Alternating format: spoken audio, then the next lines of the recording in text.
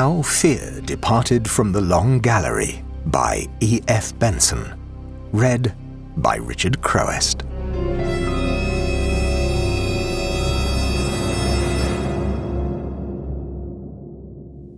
Church-Peveril is a house so beset and frequented by spectres, both visible and audible, that none of the family which it shelters under its acre and a half of green copper roofs takes psychical phenomena with any seriousness.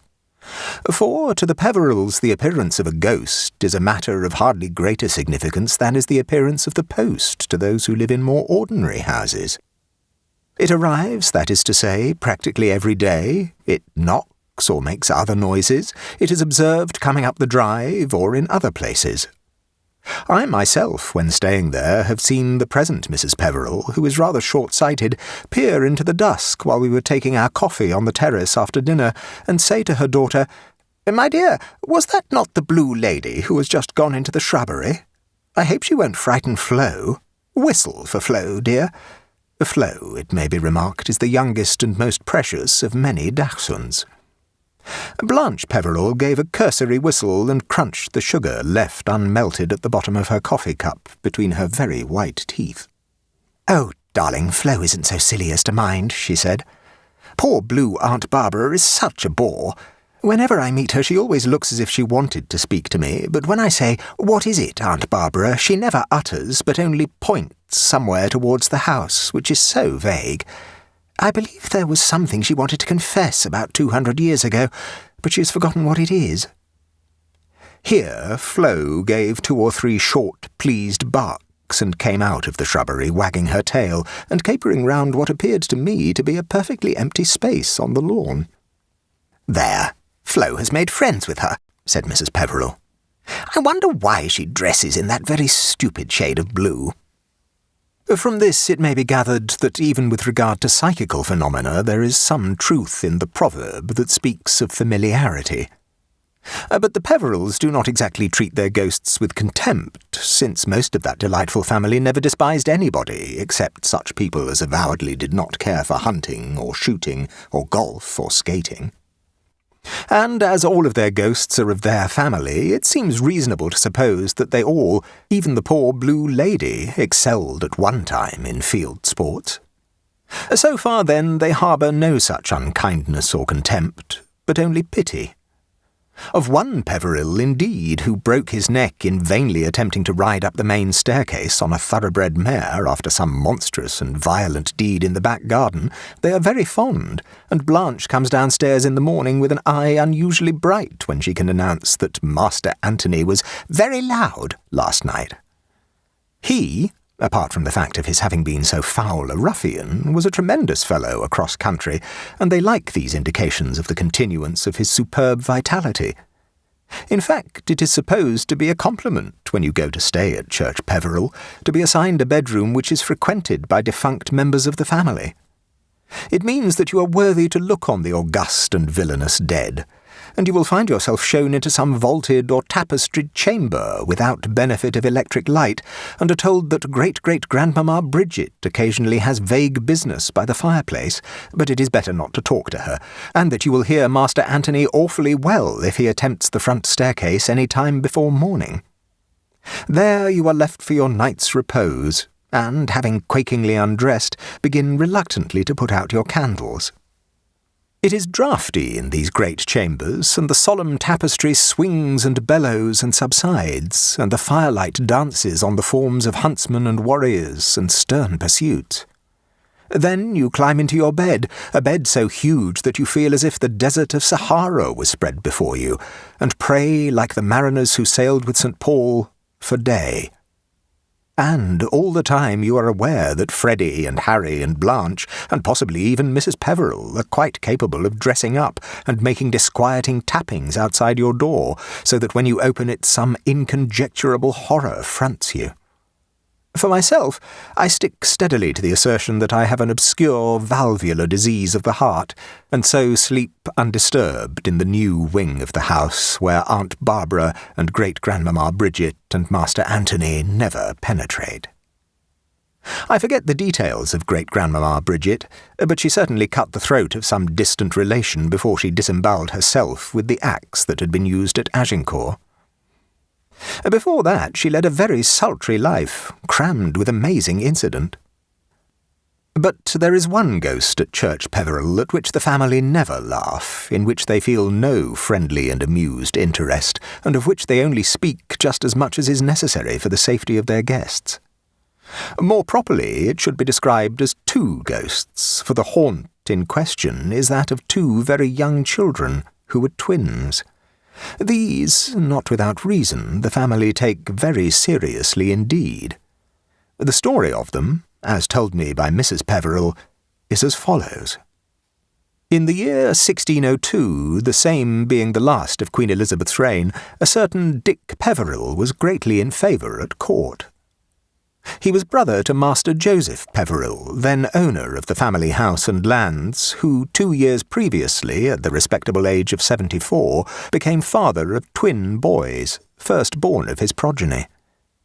It is known that the royal and ancient Virgin had said to handsome Dick, who was nearly 40 years his brother's junior, "It is pity that you are not master of Church-Peveril," and these words probably suggested to him a sinister design. Be that as it may, handsome Dick, who very adequately sustained the family reputation for wickedness, set off to ride down to Yorkshire, and found that, very conveniently, his brother Joseph had just been seized with an apoplexy, which appeared to be the result of a continued spell of hot weather, combined with the necessity of quenching his thirst with an augmented amount of sack, and had actually died while handsome Dick, with God knows what thoughts in his mind, was journeying northwards. Thus it came about that he arrived at Church-Peveril just in time for his brother's funeral. It was with great propriety that he attended the obsequies, and returned to spend a sympathetic day or two of mourning with his widowed sister-in-law, who was but a faint-hearted dame, little fit to be mated with such hawks as these. On the second night of his stay, he did that which the Peverils regret to this day. He entered the room where the twins slept with their nurse, and quietly strangled the latter as she slept. Then he took the twins and put them into the fire which warms the long gallery. The weather, which up to the day of Joseph's death had been so hot, had changed suddenly to bitter cold, and the fire was heaped high with burning logs and was exultant with flame. In the core of this conflagration he struck out a cremation chamber, and into that he threw the 2 children, stamping them down with his riding boots. They could just walk, but they could not walk out of that ardent place. It is said that he laughed as he added more logs. Thus he became master of Church-Peveril. The crime was never brought home to him, but he lived no longer than a year in the enjoyment of his blood-stained inheritance. When he lay a-dying, he made his confession to the priest who attended him, but his spirit struggled forth from its fleshly coil before absolution could be given him. On that very night there began in Church-Peveril the haunting, which to this day is but seldom spoken of by the family, and then only in low tones and with serious mien. For only an hour or two after handsome Dick's death, one of the servants passing the door of the long gallery heard from within peals of the loud laughter, so jovial and yet so sinister, which he had thought would never be heard in the house again. In a moment of that cold courage which is so nearly akin to mortal terror, he opened the door and entered, expecting to see he knew not what manifestation of him who lay dead in the room below. Instead, he saw 2 little white-robed figures toddling towards him hand in hand across the moonlit floor. The watchers in the room below ran upstairs, startled by the crash of his fallen body, and found him lying in the grip of some dread convulsion. Just before morning he regained consciousness and told his tale. Then, pointing with trembling and ash-grey finger towards the door, he screamed aloud, and so fell back dead. During the next 50 years, this strange and terrible legend of the twin babies became fixed and consolidated. Their appearance, luckily for those who inhabit the house, was exceedingly rare, and during these years they seem to have been seen 4 or 5 times only. On each occasion they appeared at night, between sunset and sunrise, always in the same long gallery, and always as 2 toddling children, scarcely able to walk. And on each occasion the luckless individual who saw them died, either speedily or terribly, or with both speed and terror, after the accursed vision had appeared to him. Sometimes he might live for a few months. He was lucky if he died, as did the servant who first saw them, in a few hours. Vastly more awful was the fate of a certain Mrs. Canning, who had the ill luck to see them in the middle of the next century, or to be quite accurate, in the year 1760. By this time the hours and the place of their appearance were well known, and, as up till a year ago, visitors were warned not to go between sunset and sunrise into the long gallery. But Mrs. Canning, a brilliantly clever and beautiful woman, admirer also and friend of the notorious sceptic Monsieur Voltaire, wilfully went and sat night after night, in spite of all protestations, in the haunted place. For 4 evenings she saw nothing, but on the 5th she had her will, for the door in the middle of the gallery opened, and there came toddling towards her the ill-omened innocent little pair. It seemed that even then she was not frightened, but she thought good, poor wretch, to mock at them, telling them it was time for them to get back into the fire. They gave no word in answer, but turned away from her, crying and sobbing. Immediately after they disappeared from her vision, and she rustled downstairs to where the family and guests in the house were waiting for her, with the triumphant announcement that she has seen them both, and must needs write to Monsieur Voltaire, saying that she had spoken with spirits made manifest. It would make him laugh. But when, some months later, the whole news reached him, he did not laugh at all. Mrs. Canning was one of the great beauties of her day, and in the year 1760 she was at the height and zenith of her blossoming. The chief beauty, if it is possible to single out one point where all was so exquisite, lay in the dazzling colour and incomparable brilliance of her complexion. She was now just 30 years of age, but in spite of the excesses of her life retained the snow and roses of girlhood, and she courted the bright light of day which other women shunned, for it but showed to great advantage the splendour of her skin. In consequence, she was very considerably dismayed one morning, about a fortnight after her strange experience in the long gallery, to observe on her left cheek, an inch or 2 below her turquoise-coloured eyes, a little greyish patch of skin, about as big as a threepenny piece. It was in vain that she applied her accustomed washes and unguents. Vain, too, were the arts of her fardeuse and of her medical adviser. For a week she kept herself secluded, martyring herself with solitude and unaccustomed physics, and for result, at the end of the week, she had no amelioration to comfort herself with. Instead, this woeful grey patch had doubled itself in size. Thereafter the nameless disease, whatever it was, developed in new and terrible ways. From the centre of the discoloured place there sprouted forth little lichen-like tendrils of greenish grey, and another patch appeared on her lower lip. This, too, soon vegetated, and one morning, on opening her eyes to the horror of a new day, she found that her vision was strangely blurred. She sprang to her looking-glass, and what she saw caused her to shriek aloud with horror. From under her upper eyelid a fresh growth had sprung up, mushroom-like, in the night, and its filaments extended downwards, screening the pupil of her eye. Soon after, her tongue and throat were attacked, the air passages became obstructed, and death by suffocation was merciful after such suffering. More terrible yet was the case of a certain Colonel Blantyre, who fired at the children with his revolver. What he went through is not to be recorded here. It is this haunting, then, that the Peverils take quite seriously, and every guest on his arrival in the house is told that the long gallery must not be entered after nightfall on any pretext whatever. By day, however, it is a delightful room and intrinsically merits description, apart from the fact that the due understanding of its geography is necessary for the account that here follows. It is full 80 feet in length, and is lit by a row of 6 tall windows looking over the gardens at the back of the house.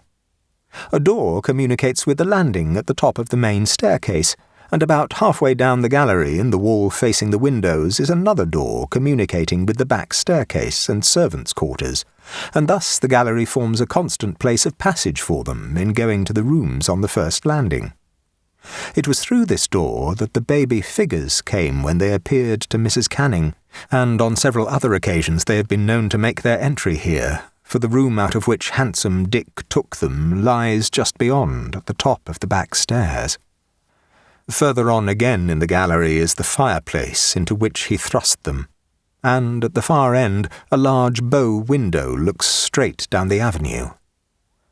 Above this fireplace there hangs with grim significance a portrait of handsome Dick, in the insolent beauty of early manhood, attributed to Holbein, and a dozen other portraits of great merit face the windows.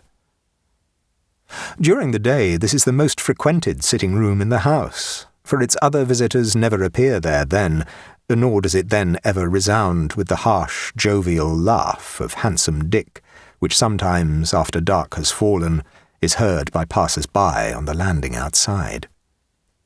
But Blanche does not grow bright-eyed when she hears it. She shuts her ears and hastens to put a greater distance between her and the sound of that atrocious mirth. But during the day the long gallery is frequented by many occupants, and much laughter in no wise sinister or saturnine resounds there. When summer lies hot over the land, those occupants lounge in the deep window seats, and when winter spreads his icy fingers and blows shrilly between his frozen palms, congregate round the fireplace at the far end, and perch in companies of cheerful chatterers upon sofa and chair back and floor. Often have I sat there on long August evenings up till dressing time, but never have I been there when anyone has seemed disposed to linger over late without hearing the warning, "It is close on sunset, shall we go?" Later on, in the shorter autumn days, they often have tea laid there, and sometimes it has happened that, even while merriment was most uproarious, Mrs. Peveril has suddenly looked out of the window and said, "My dears, it is getting so late. Let us finish our nonsense downstairs in the hall." And then, for a moment, a curious hush always falls on loquacious family and guests alike, and, as if some bad news had just been known, we all make our silent way out of the place. But the spirits of the Peverils, of the living ones, that is to say, are the most mercurial imaginable, and the blight which the thought of handsome Dick and his doings casts over them passes away again with amazing rapidity. A typical party, large, young, and peculiarly cheerful, was staying at Church-Peveril shortly after Christmas last year, and, as usual, on December the 31st, Mrs. Peveril was giving her annual New Year's Eve ball. The house was quite full, and she had commandeered as well the greater part of the Peveril Arms to provide sleeping quarters for the overflow from the house. For some days past, a black and windless frost had stopped all hunting, but it is an ill windlessness that blows no good, if so mixed a metaphor may be forgiven, and the lake below the house had for the last day or two been covered with an adequate and admirable sheet of ice. Everyone in the house had been occupied all morning of that day in performing swift and violent manoeuvres on the elusive surface, and as soon as lunch was over we all, with one exception, hurried out again. This one exception was Madge Dalrymple, who had had the misfortune to fall rather badly earlier in the day, but hoped, by resting her injured knee instead of joining the skaters again, to be able to dance that evening. The hope, it is true, was the most sanguine sort, for she could but hobble ignobly back to the house. But with the breezy optimism which characterizes the Peverils, she is Blanche's first cousin, she remarked that it would be but tepid enjoyment that she could, in her present state, derive from further skating, and thus she sacrificed little, but might gain much. Accordingly, after a rapid cup of coffee, which was served in the long gallery, We left Madge comfortably reclined on the big sofa at right angles to the fireplace, with an attractive book to beguile the tedium till tea. Being of the family, she knew all about Handsome Dick and the babies, and the fate of Mrs. Canning and Colonel Blantyre, but as we went out I heard Blanche say to her, "Don't run it too fine, dear," and Madge had replied, "No, I'll go away well before sunset." And so we left her alone in the long gallery. Madge read her attractive book for some minutes, but failing to get absorbed in it, put it down and limped across to the window. Though it was still but little after 2, it was but a dim and uncertain light that entered, for the crystalline brightness of the morning had given place to a veiled obscurity produced by flocks of thick clouds which were coming sluggishly up from the north-east. Already the whole sky was overcast with them, and occasionally a few snowflakes fluttered waveringly down past the long windows. From the darkness and bitter cold of the afternoon it seemed to her that there was like to be a heavy snowfall before long, and these outward signs were echoed inwardly in her by that muffled drowsiness of the brain, which to those who are sensitive to the pressures and lightness of weather portends storm. Madge was peculiarly the prey of such external influences. To her a brisk morning gave an ineffable brightness and briskness of spirit, and correspondingly the approach of heavy weather produced a somnolence in sensation that both drowsed and depressed her. It was in such mood as this that she limped back again to the sofa beside the log fire. The whole house was comfortably heated by water pipes, and though the fire of logs and peat, an adorable mixture, had been allowed to burn low, the room was very warm. Idly she watched the dwindling flames, not opening her book again, but lying on the sofa with face towards the fireplace, intending drowsily and not immediately to go to her own room and spend the hours until the return of the skaters made gaiety in the house again, in writing 1 or 2 neglected letters. Still drowsily she began thinking over what she had to communicate. One letter several days overdue should go to her mother, who was immensely interested in the psychical affairs of the family. She would tell her how Master Anthony had been prodigiously active on the staircase a night or 2 ago, and how the Blue Lady, regardless of the severity of the weather, had been seen by Mrs. Peveril that morning, strolling about. It was rather interesting. The Blue Lady had gone down the Laurel Walk and had been seen by her to enter the stables, where at that moment Freddie Peveril was inspecting the frost-bound hunters. Identically then, a sudden panic had spread through the stables, and the horses had whinnied and kicked and shied and sweated. Of the fatal twins nothing had been seen for many years past, but, as her mother knew, the Peverils never used the long gallery after dark. Then for a moment she sat up, remembering that she was in the long gallery now. But it was still a little after 2:30, and if she went to her room in half an hour she would have ample time to write this and another letter before tea. Till then she would read her book. But she found she had left it on the window-sill, and it seemed scarcely worth while to get it. She felt exceedingly drowsy. The sofa where she lay had been recently recovered in a greyish-green shade of velvet, somewhat the colour of lichen. It was of very thick, soft texture, and she luxuriously stretched her arms out, one on each side of her body, and pressed her fingers into the nap. How horrible that story of Mrs. Canning was! The growth on her face was of the colour of lichen. And then, without further transition or blurring of thought, Madge fell asleep. She dreamed. She dreamed that she awoke and found herself exactly where she had gone to sleep, and in exactly the same attitude. The flames from the logs had burned up again and leaped on the walls, fitfully illuminating the picture of Handsome Dick above the fireplace. In her dream she knew exactly what she had done today, and for what reason she was lying here now instead of being out with the rest of the skaters. She remembered also, still dreaming, that she was going to write a letter or 2 before tea, and prepared to get up in order to go to her room. As she half rose she caught sight of her own arms lying out on each side of her on the grey velvet sofa. but she could not see where her hands ended and where the grey velvet began. Her fingers seemed to have melted into the stuff.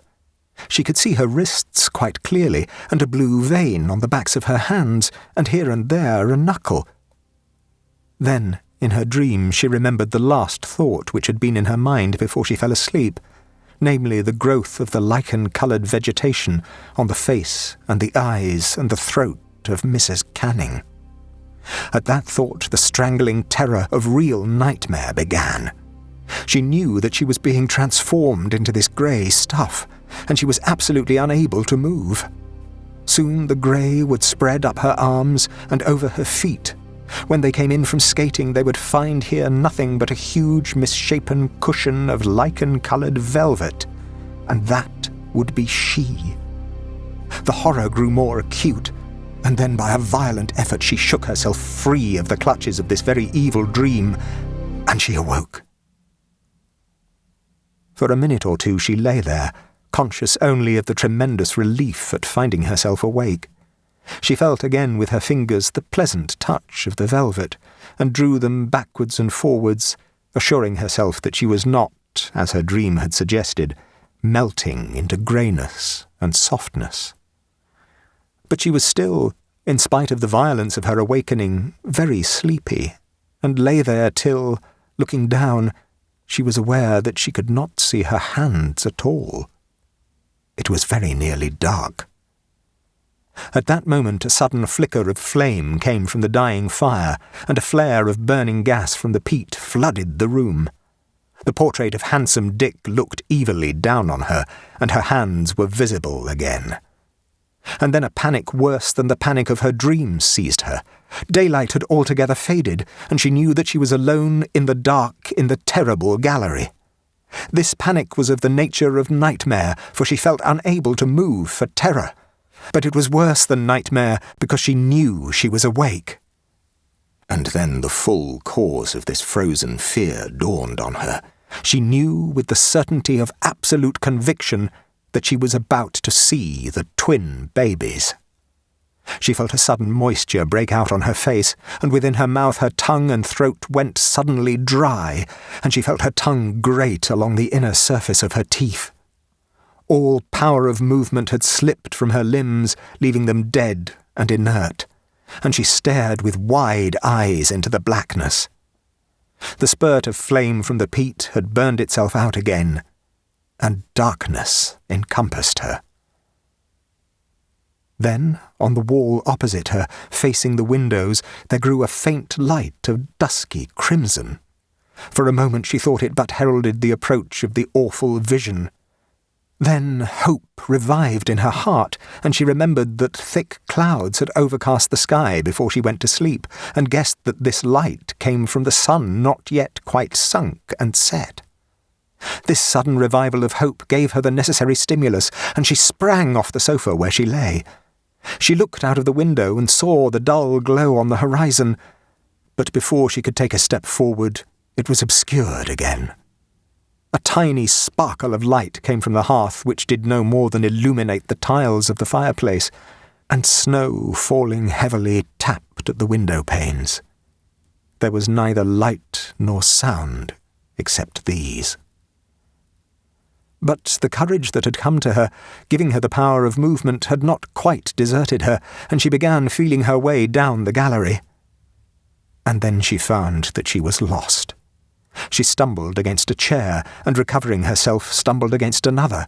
Then a table barred her way, and, turning swiftly aside, she found herself up against the back of a sofa. Once more she turned and saw the dim gleam of the firelight on the side opposite to that on which she expected it. In her blind groping she must have reversed her direction, but which way was she to go now? She seemed blocked in by furniture. And all the time insistent and imminent was the fact that the two innocent, terrible ghosts were about to appear to her. Then she began to pray. "Lighten our darkness, O Lord," she said to herself, but she could not remember how the prayer continued, and she had sore need of it. There was something about the perils of the night. All this time she felt about her with groping, fluttering hands. The fire glimmer which should have been on her left was on her right again, and therefore she must turn herself round again. "Lighter now, darkness," she whispered, and then aloud she repeated, "Lighter now, darkness." She stumbled up against a screen, and could not remember the existence of any such screen. Hastily she felt beside it with blind hands, and touched something soft and velvety. Was it the sofa on which she had lain? If so, where was the head of it? It had a head and a back and feet. It was like a person, all covered with grey lichen. Then she lost her head completely. All that remained to her was to pray. She was lost in this awful place where no one came in the dark except the babies that cried. And she heard her voice rising from whisper to speech, and speech to scream. She shrieked out the holy words, she yelled them as if blaspheming, and she groped among tables and chairs and the pleasant things of ordinary life which had become so terrible. Then came a sudden and awful answer to her screamed prayer.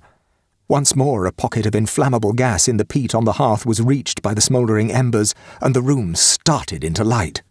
She saw the evil eyes of handsome Dick, she saw the little ghostly snowflakes falling thickly outside, and she saw where she was, just opposite the door through which the terrible twins made their entrance. Then the flame went out again, and left her in blackness once more. But she had gained something, for she had her geography now. The centre of the room was bare of furniture, and one swift dart would take her to the door of the landing above the main staircase and into safety. In that gleam she had been able to see the handle of the door, bright-brassed, luminous, like a star. She would go straight for it. It was but a matter of a few seconds now. She took a long breath, partly of relief, partly to satisfy the demands of her galloping heart. But the breath was only half taken when she was stricken once more into the immobility of nightmare. There came a little whisper.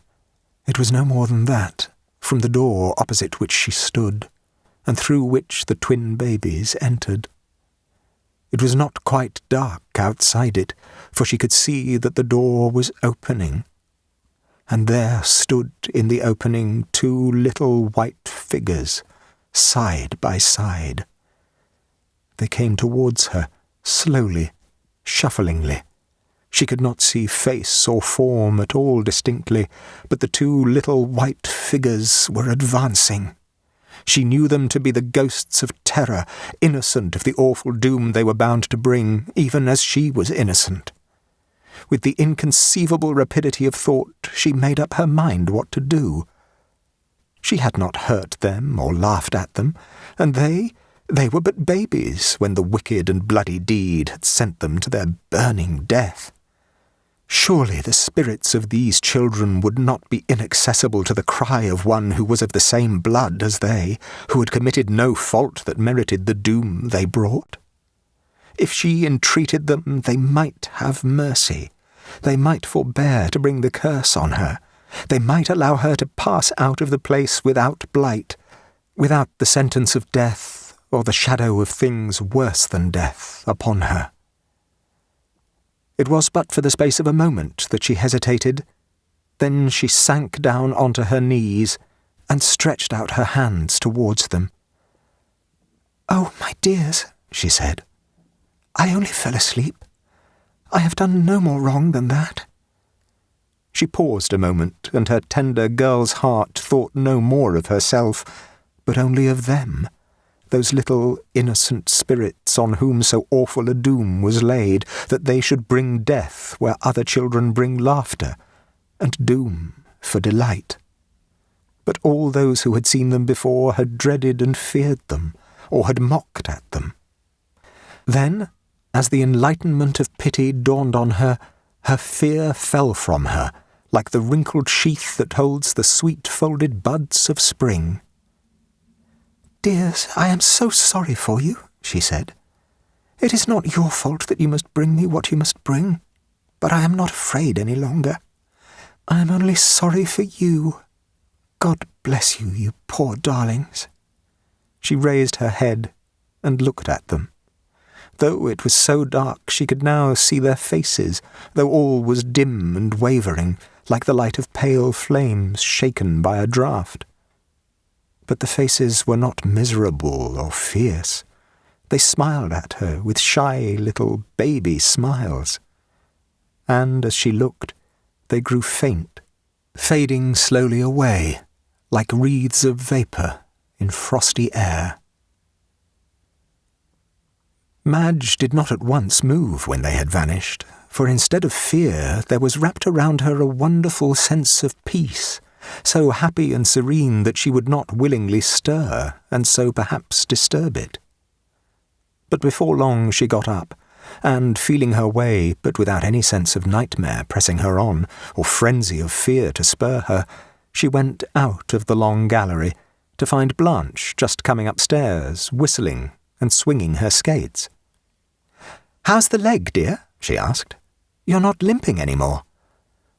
Till that moment Madge had not thought of it. "I think it must be all right," she said. "I had forgotten it anyhow. Blanche, dear, you won't be frightened for me, will you? But I have just seen the twins."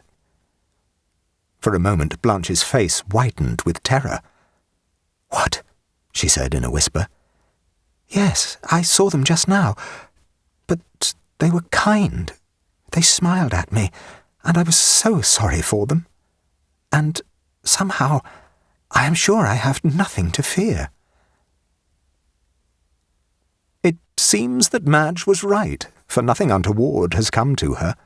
Something, her attitude to them, we must suppose, her pity, her sympathy, touched and dissolved and annihilated the curse. Indeed, I was at Church-Peveril only last week, arriving there after dark. Just as I passed the gallery door, Blanche came out. "Ah, there you are," she said. "I've just been seeing the twins. They looked too sweet and stopped nearly 10 minutes. Let us have tea at once."